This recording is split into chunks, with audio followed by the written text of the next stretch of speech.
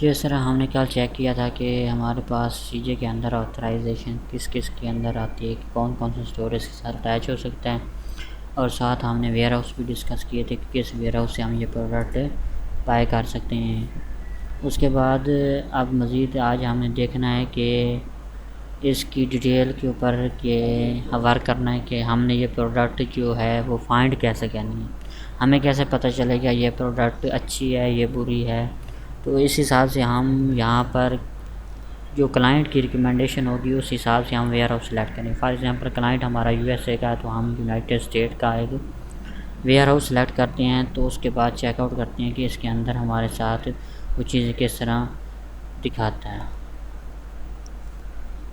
तो कल हमने डिस्कस किया था इसका वेयर हाउस यूके का, जिसे हम ब्रिटिश कहते हैं। तो मज़ीद हम उसको चेक करते हैं कि उसके अंदर जो हमने प्रोडक्ट कल अपलोड की थी वो रैंडम प्रोडक्ट थी, वो रिसर्च प्रोडक्ट नहीं थी। तो हम रिसर्च प्रोडक्ट जो है वो किस तरह करते हैं कि एक प्रोडक्ट हम फाइंड आउट कैसे करते हैं, हमें कैसे पता चलेगा कि ये प्रोडक्ट हमारे लिए अच्छी है या बुरी है। तो ऑलरेडी मैंने एक प्रोडक्ट जो है वो रिसर्च करके आपके लिए जो मेंशन की है वो ये है कि हमारे यहाँ ये प्रोडक्ट है, तो ये ब्रिटिश वेयर हाउस है यानी कि यूके से ये शिपिंग फ्राहम कर रही है। उसके बाद प्लेटफॉर्म हमारा शॉपिफाई है, तो यहाँ पर भी शॉपिफाई मेंशन है ऑलरेडी, और यहाँ से शिपिंग टू वगैरह कनाडा, जर्मनी और यूनाइटेड किंगडम। तो हमारा यूनाइटेड किंगडम है, तो यहाँ पर वो कहता है कि जीबी होम्स के ऊपर ये कितने के अंदर डिलीवरी देता है, 1 से 3 दिन के अंदर, और यहाँ पर ये फ्री शिपिंग के अंदर भी है। मज़ीद आपको कोई शिपिंग के चार्जेस भी अदा नहीं करने पड़ती। आप ये लिस्ट आप कर सकती हैं, लेकिन आपने इसका कंपटीशन मार्केट के अंदर चेक करना है, ईबे के अंदर चेक करना है क्या ये प्रोडक्ट जो आप अपलोड कर रहे हैं ये ठीक है या इसके अंदर कोई गड़बड़ तो नहीं है। तो इसका हम कंपटीटर चेक करते हैं, तो ये माशाल्लाह बहुत ही ज़बरदस्त अच्छी सोल्ड के अंदर हमें मिला है। तो ये आपके पास वैल्यू है कि कितने टाइम ये सोल्ड हो चुका है और कितनी दफ़ा ये पड़ा है, कितने के अंदर सेल हुआ है 39.99 के अंदर, और स्टार्टिंग इसकी प्राइस क्या है 29। 10 का इसके अंदर प्रॉफिट आ रहा है, और कितने टाइम तकरीबन ये 6000 दफ़ा ये सेल हो चुकी है और मज़ीद ये सेल हो रही है। तो अभी ये एंडेड नहीं हुई, ये अभी प्रोडक्ट चल रही है। तो इस तरह की प्रोडक्ट हमने फ़ाइंड आउट करनी है। यहाँ से अगर हम फ्री शिपिंग सेलेक्ट करते हैं एक प्रोडक्ट, हम चेक कर लेते हैं किस तरह हमने फ़ाइंड आउट करनी है। ये जो प्रोडक्ट आपको पहले दिखाई है ये ऑलरेडी हमारे पास रिसर्च पड़ी थी, तो उसको हमने चेकआउट किया कि ये प्रोडक्ट जो है ओपन कैसे होती है या रिसर्च कैसे होती है। अब ये प्रोडक्ट को हम देखते हैं कि ईबे के अंदर चेकआउट करते हैं क्या इस तरह का ये हमें रिज़ल्ट प्रोवाइड करता है या नहीं करता। ये प्रोडक्ट जो हम कॉपी हमने की है ये हमें वहाँ से मिलती है या नहीं मिलती। ये ब्रिटिश का हमने वो चीज़ें सेलेक्ट कर दी, यूनाइटेड किंगडम सेलेक्ट कर दी, उसके बाद ये चीज़ें सारी सारी आ गई। यहाँ पर हमने कॉपी इसका टाइटल कॉपी करना है। फिर हमने अगर क्लाइंट है हमारा यूके का, तो हमने ईबे यूके के अंदर इसके फाइंडिंग करें। अगर हमारे पास क्लाइंट है यूएसए का, तो हमने ईबे यूएसए की ही फाइंडिंग करनी है। तो इस हिसाब से हमारा ये क्लाइंट यूके का है, तो हमारे पास epay.co.uk होगा। तो यहाँ हम क्लिक करते हैं, ये वेबसाइट हमारे पास ओपन होगी। तो वो जो हमने टाइटल कॉपी किया है वो हम इस सर्च बार के अंदर पेस्ट करते हैं और सर्च करते हैं क्या हमारे पास वो वाला डाटा जो हम चाह रहे हैं आता है या नहीं आता। तो अब हमारे पास इस तरह की ये सारी की सारी प्रोडक्ट शो हो रही हैं। हम वन बाय वन चेक करते हैं क्या हमारे पास वो वाली चीज़ जो हमने यहाँ से पिक की है ये चीज़ वहाँ पर हमें मिलती है या नहीं मिलती है, और कितनी प्राइस के अंदर मिलती है। तो हम इसको देखते हैं।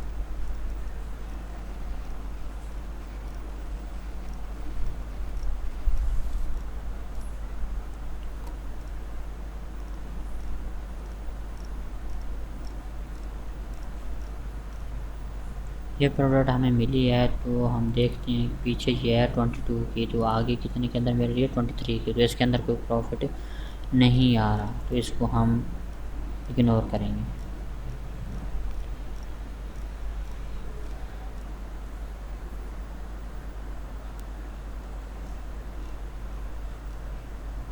ये 24 की है, वो भी उसके साथ रिलेट करती है, लेकिन इसके अंदर भी प्रॉफिट नहीं आ रहा। तो ये 20 क्या है, यानी कि लॉस के अंदर है, तो ये भी हम नहीं उठाएंगे। तो अब ये वाली वो प्रोडक्ट है नहीं है, तो हम नहीं उठाएंगे, क्योंकि जो हमारे रिक्वायरमेंट है वो कुछ और है। तो यहाँ पर हम इसका जो है ना टाइटल डिक्रीज़ करती हैं, फिर चेक करती हैं। साथ हमने एक और चीज़ भी मेंशन करनी है कि यहाँ पर जो भी प्रोडक्ट हमारे पास ओपन हो वो सोल्ड हो चुकी हो या सेल मार्केट के अंदर हो रही हो। विदाउट सेलिंग कोई भी प्रोडक्ट हमारे पास शो ना हो रही हो।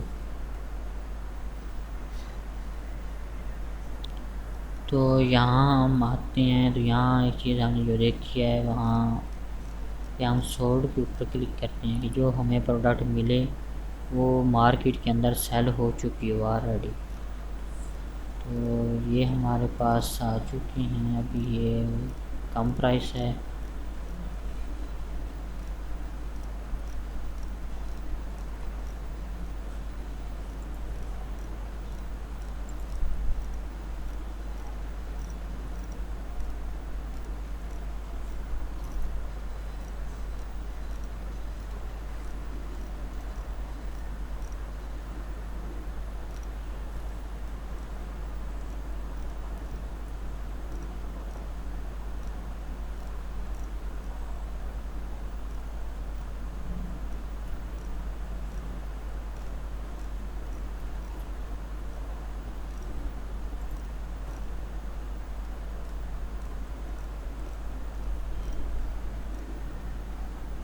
तो हम प्रोडक्ट चेक करते हैं, हमारे पास ये वाली प्रोडक्ट है, तो ये हमारे पास आ चुकी है।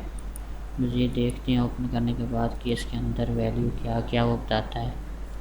एंड्रॉइड तो नहीं है, अभी ये रन हो रही, मतलब कि एक दफ़ा सेल हो चुकी है, एक पड़ी है। ये कितने के अंदर 73 के अंदर सेल हो चुकी है। तो अगर ये डॉलर के अंदर सेल हुई है तो हमने किस के हिसाब से देखना है। यहाँ पर हमारा वेयर हाउस जो है वो यूके का है, तो आगे भी हमने प्राइस यूके की मेंशन करनी है। तो यूके की प्राइस के हिसाब से ये बनता है 60 का। तो हमारी जो बाइंग है वो कितने के अंदर है, 22 के अंदर, और सेलिंग कितने के अंदर है, 60 के अंदर। तो अ लॉट ऑफ प्रॉफिट इसके अंदर आ रहा है, मतलब कि प्रोडक्ट सेल होने वाली है, अच्छी प्रोडक्ट है। तो इस तरह के यहाँ पर जब सोल्ड इंक्रीज़ होते जाएंगे, फिर उस प्रोडक्ट का आपको ज़्यादा पता चलता जाएगा कि ये प्रोडक्ट कितनी इम्पोर्टेंट है मार्केट के हिसाब से, तो उसको आप उस हिसाब से डील करेंगे। तो यहाँ पर आपके पास इतना ज़्यादा प्रॉफिट भी आ गया, आपको पता भी चल गया आपको कि आपने ये प्रोडक्ट किस तरह फ़ाइंड आउट करनी है। मज़ीद आपको एक प्रोडक्ट ऑलरेडी मैंने फ़ाइंड करके रखी थी, जो आपको मैंने चेक करवाई है। तो यहाँ पर ये 29 का प्रॉफिट आ रहा था, बाकी चीज़ें सारी की सारी कनाइन के यूके की सारी मेंशन होने के बाद हमने इस प्रोडक्ट को जब चेक किया तो ये इतने टाइम सेल हो चुकी थी और इसके अंदर $10 का प्रॉफिट भी आ रहा है। तो इस तरह की लॉट ऑफ शीट्स वगैरह तैयार हम करते रहते हैं डेली बेसिस के ऊपर। सप्लायर की रिकमेंडेड चीज़ें होती हैं कि आपने ये डाटा कहाँ से किस तरह मुझे प्रोवाइड करना है। वो अक्सर हमसे पूछता है कि आप सप्लायर दें, फिर ईबे दें, उसके बाद सोल्ड कितना टाइम हो चुका है और प्रॉफिट इसके अंदर कितना आ रहा है। ये जो रिक्वायर्ड शीट होती है वो अक्सर हमसे डिमांड करता है कि आप हमें प्रोवाइड कर दें।